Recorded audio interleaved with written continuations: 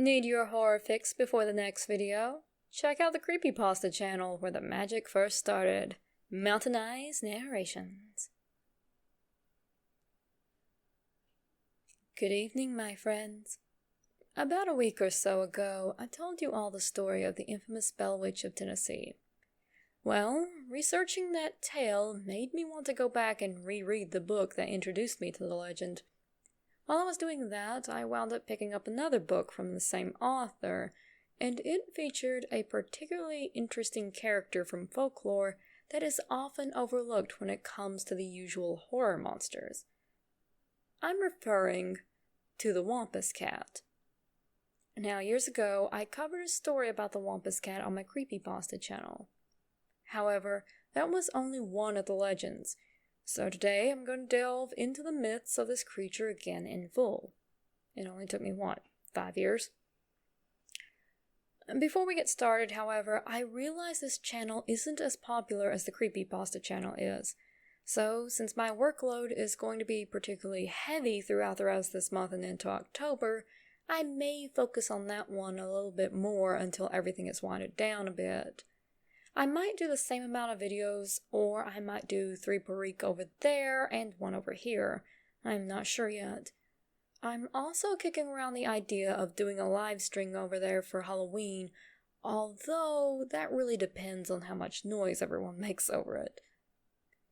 Without further ado, gather round and listen well to Wampus Cat, Friend or Foe.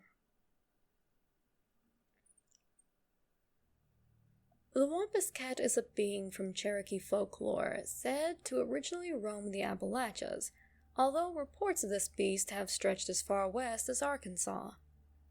The beast is said to be a dark gray or black cat able to walk on its hind legs, with supposed cryptid reports putting the strange creature anywhere from 4 to 6 feet in height when standing bipedal. According to one legend, there was once a woman who was very distrusting of her husband, so much so that she would practically stalk him. Her husband's only freedom soon became when he would go hunting with the other men, but even this only temporarily hindered his wife's paranoid behavior.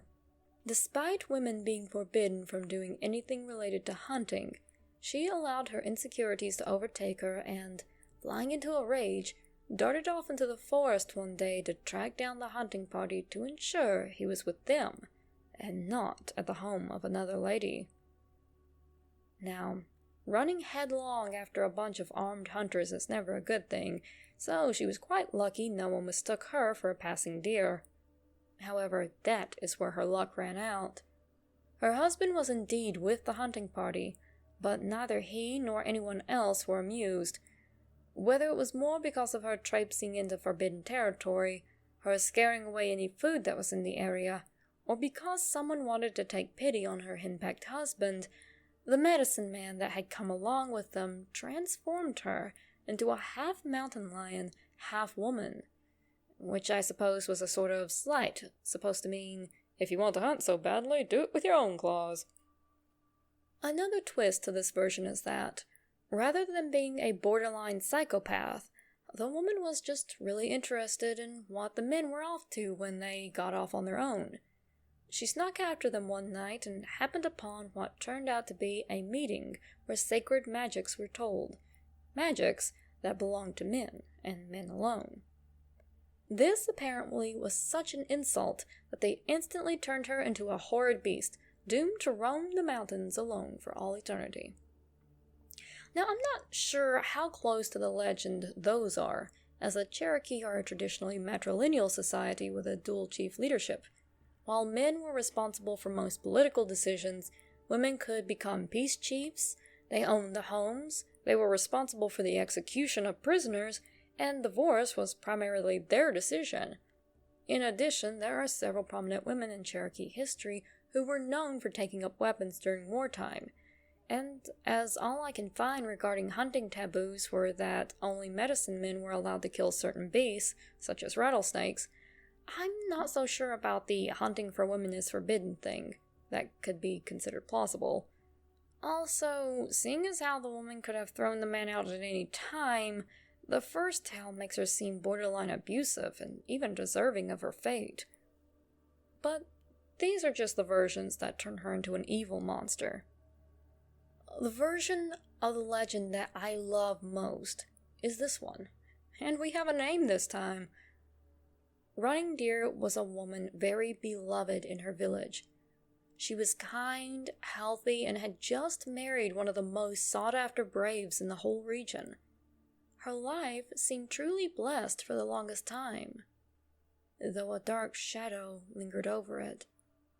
A horrible demon called the Ewa stalked the woodlands surrounding her village.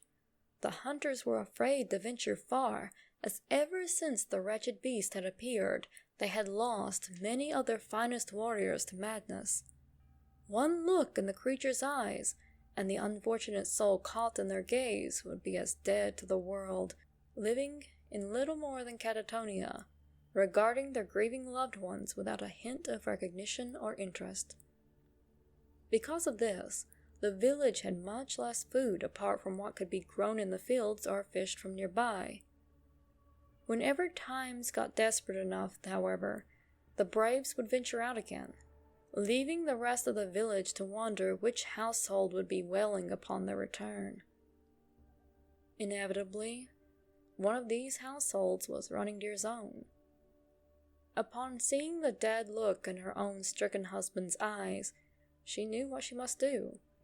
After pressing a farewell kiss to his forehead, she fashioned an enchanted mask made to resemble a bobcat's face and sought out the demon terrorizing her people.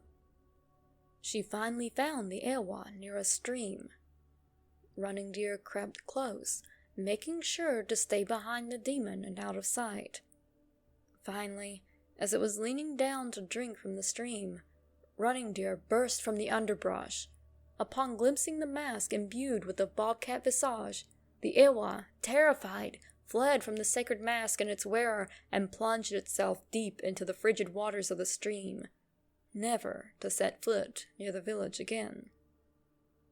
And while Running Deer's village was now freed of the Ewa's presence, Running Deer herself continued to prowl the woods, intending to teach any other demons a lesson as she did the Ewa. Over time, the mask became a part of her, and the magics within it transformed her into an immortal protector of the forest. That's all for the night. Now yes, there have been recorded encounters with a beast matching the description of this beast of folklore, but those shall have to wait for another time. Which one of these tales was your favorite, and why? Which one seems most plausible? For any of my Cherokee listeners out there, maybe one of you can clear up some of the plausibility to some of these, even if it's pretty much the same as trying to logic away the dragons of Grimm's fairy tales. Let's all appreciate this often forgotten cryptid legend of American folklore. Good night, and see you all real soon.